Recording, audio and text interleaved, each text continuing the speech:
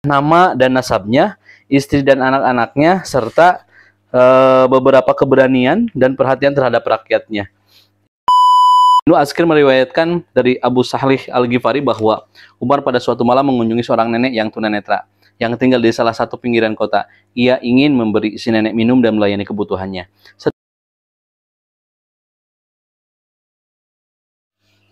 Assalamualaikum warahmatullahi wabarakatuh. Alhamdulillahirrabbilalamin. Wassalatu wassalamu ala rasulillahi ajmain. Awal pertama marilah kita panjatkan puji syukur kita kehadirat Allah Subhanahu wa taala yang mana alhamdulillah masih diberikan nikmat kesempatan untuk melaksanakan beberapa kegiatan yang sudah menjadi rutinitas kita dimulai dari kita bangun tidur sampai nanti insya Allah mudah-mudahan kita tidur kembali. Salawat beserta salam semoga tetap tercurah limpahkan kepada Nabi besar Nabi Muhammad sallallahu alaihi wasallam, kepada para keluarga, para sahabat, tabi'at tabi'in, atba'ut tabi'in sampai kepada kita umatnya di zaman yang insya Allah mudah-mudahan Allah jadikan kita sebagai hamba yang selalu bersyukur pada Allah Subhanahu wa taala dan Allah berikan kesempatan kita untuk mendapatkan syafaat dari Rasulullah sallallahu alaihi wasallam. Amin ya Allah ya rabbal alamin. Melanjutkan video sebelumnya tentang 38 sahabat yang dijamin masuk surga, di mana ada 10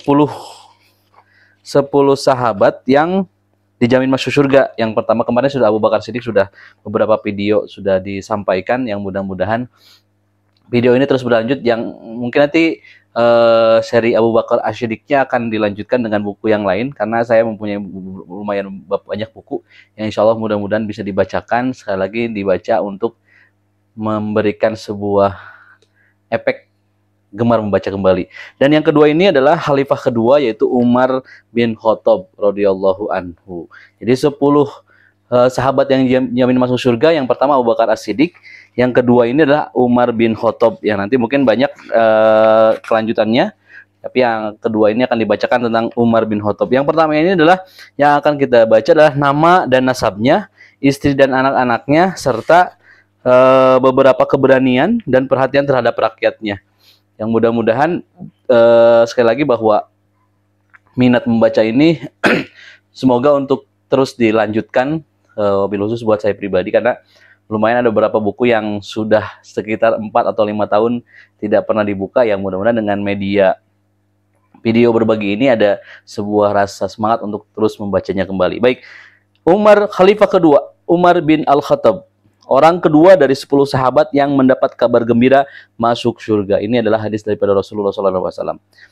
Al-Faruq Umar bin Al-Khattab hidup di 13-23 Hijriah. Nama dan nasabnya. Nama lengkapnya adalah Umar bin Nufail dari Bani Adi bin Ka'ab bin Lu'ay. Ibundanya bernama Hantamah binti Hashim bin Al-Mughirah dari Bani Makhzum. Umar adalah orang suku Quraisy asli yang biasa dipanggil dengan nama panggilan Abu Habs dan bergelar Al-Faluq. Ia adalah orang pertama yang disebut sebagai Amirul Mukminin. Lihat Muruz Ad-Dazab halaman 417 Al-Mas'udi. Umar dilahirkan 13 tahun setelah Rasulullah SAW. Ia terkenal sangat pemberani, kesatria, dan tegas. Umar radhiyallahu anhu masuk Islam pada tahun ke-6 nubuwah dalam usia 27 tahun. Tarik Al-Khulafa As-Suyuti halaman 89. Ia termasuk salah satu orang yang pertama-tama masuk Islam. Ia masuk Islam setelah 40 orang laki-laki dan 11 orang wanita. Setelah ia menjadi seorang muslim, Islam di Mekah menjadi berjaya dan kaum muslimin menyambutnya dengan gembira. Umar termasuk salah satu asy-syabiqun al-awwalun, sahabat-sahabat yang masuk Islam di awal-awal.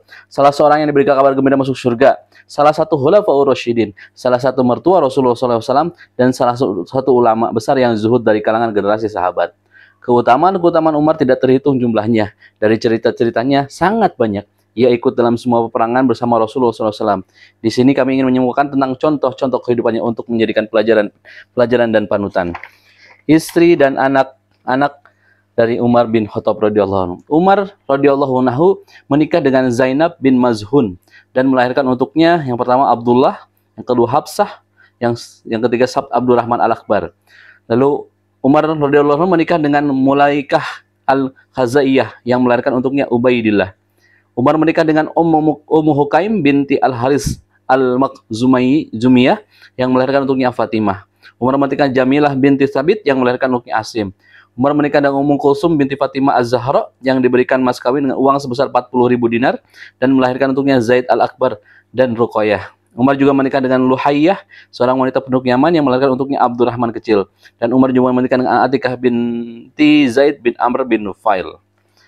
Keberanian daripada Umar bin Khattab. Ibnu Asyakir meriwayatkan dari Ali bin Abi Thalib radhiyallahu anhu. Ia berkata, setahu saya, semua orang berhijrah dengan sembunyi-sembunyi, kecuali Umar. Ketika ia ingin ikut hijrah, ia langsung mengalungkan pedangnya, menenteng busurnya, dan membawa beberapa anak panah. Ia menuju Ka'bah yang pada waktu itu beberapa bangsawan Quraisy sedang berada di halamannya. Setelah melakukan tawaf sebanyak 7 putaran dan sholat 2 rakaat di makam Ibrahim, ia mendatangi para bangsawan itu satu persatu seraya berkata, buruk sekali wajah-wajah kalian. Siapa yang ingin ibunya kehilangan anak, anaknya menjadi yatim dan istrinya dijanda, silakan ia menghadangku di belakang lembah itu. Ternyata tidak ada seorang pun dari mereka yang berani mengikuti beliau. Tarik Al-Khulafa jilid 1 ayat 94. Perhatian terhadap rakyatnya.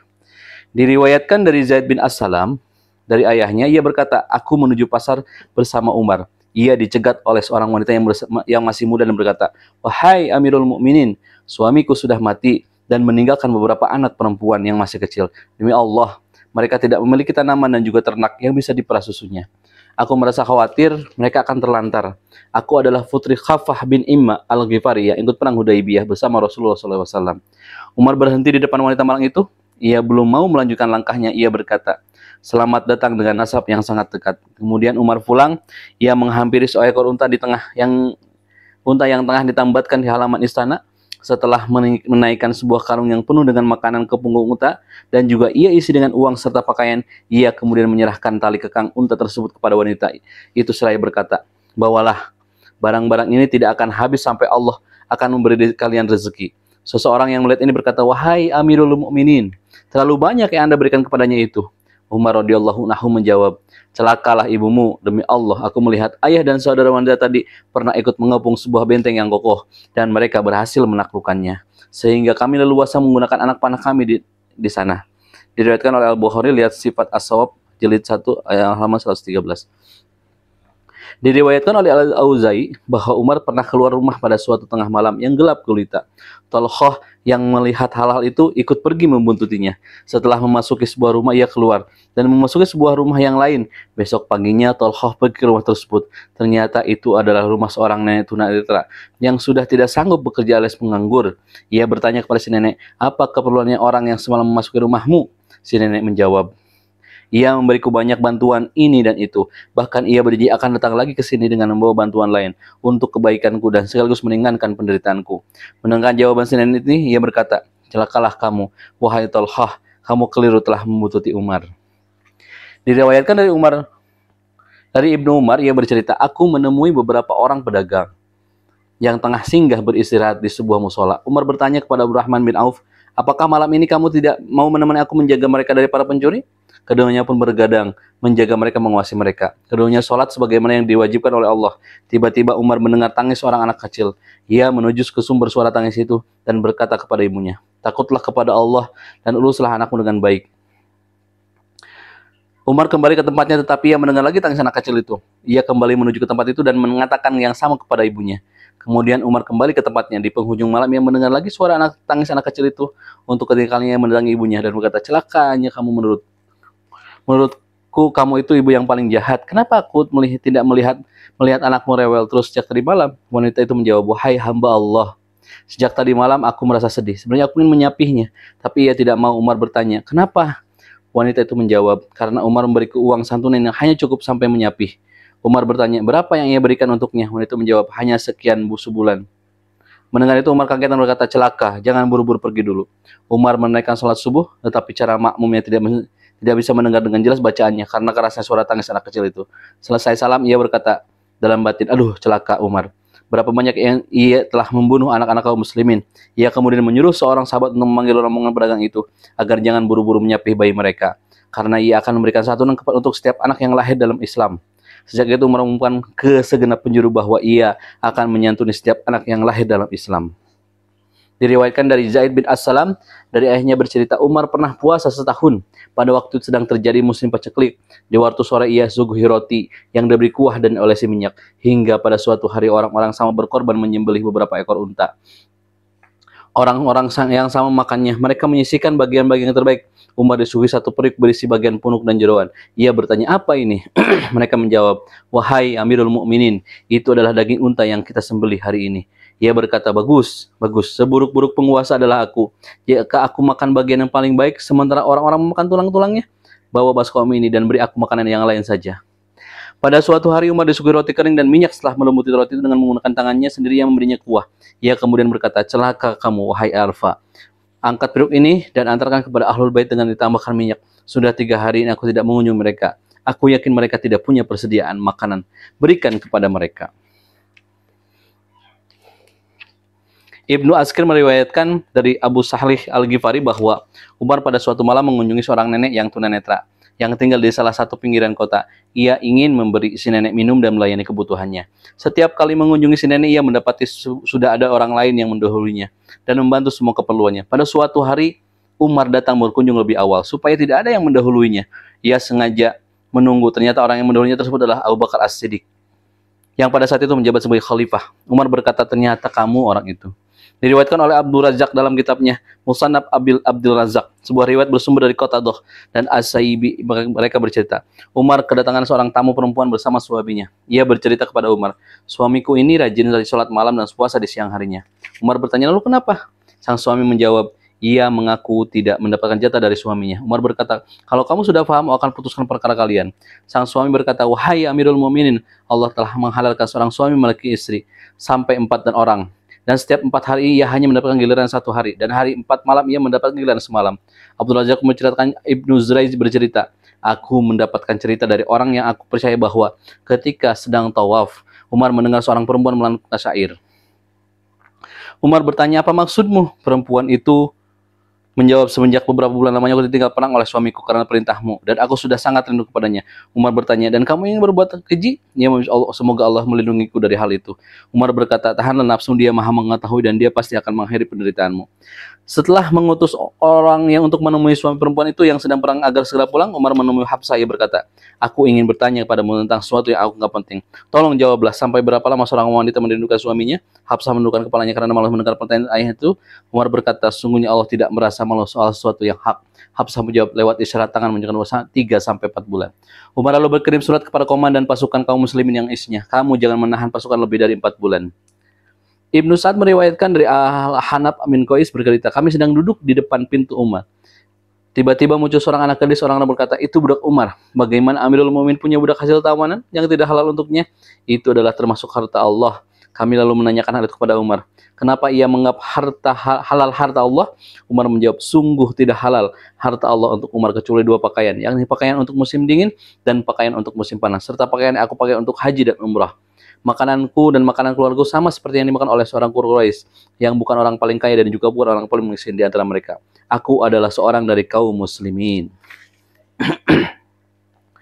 Diriwayatkan dari Abu Umamah bin Sahal bin Hanif, ia bercerita, beberapa waktu Umar tidak mau makan dari harta kas negara sedikit pun, sehingga ia mengalami kesulitan ekonomi. Ia berkirim surat kepada sahabat-sahabat Rasulullah SAW lainnya untuk meminta pertimbangan kepada mereka. Ia bertanya, diriku sibuk mengurus pemerintahan ini, apa yang boleh untukku darinya? Ali bin Abi Thalib menjawab, makan pagi dan makan malam saja.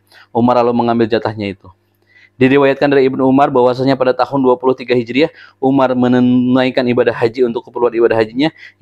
Beliau memerlukan biaya hanya sebesar 16 dinar dari Baitul Mal. Tapi beliau masih bertanya, wahai Abdullah, apakah kami tidak berlebihan mengambil harta sebesar itu? Video ini mudah-mudahan bisa memberikan sebuah banyak hal yang mungkin tentang Umar bin Khattab, walaupun pasti tidak akan bisa menyamainya tentang khalifah yang kedua ini. Yang mudah-mudahan bisa sekali lagi video ini bisa memberikan sebuah nikmat tentang sejarah daripada Umar bin Khattab, khalifah kedua, yang juga bisa dikatakan sebagai as-sabiqunal awalun, sahabat yang pertama masuk Islam di awal-awal. Ya, insya Allah mudah-mudahan di video selanjutnya kita akan melanjutkan dengan kisah daripada Umar bin Khattab, termasuk dalam 10 sahabat yang dijamin masuk surga. Benarnya daripada Allah, salahnya mungkin terlalu cepat saya membaca bukunya. Mudah-mudahan nanti beberapa video ke depan lebih bagus lagi untuk membacanya. Wallahu a'lam. Wassalamualaikum warahmatullahi wabarakatuh.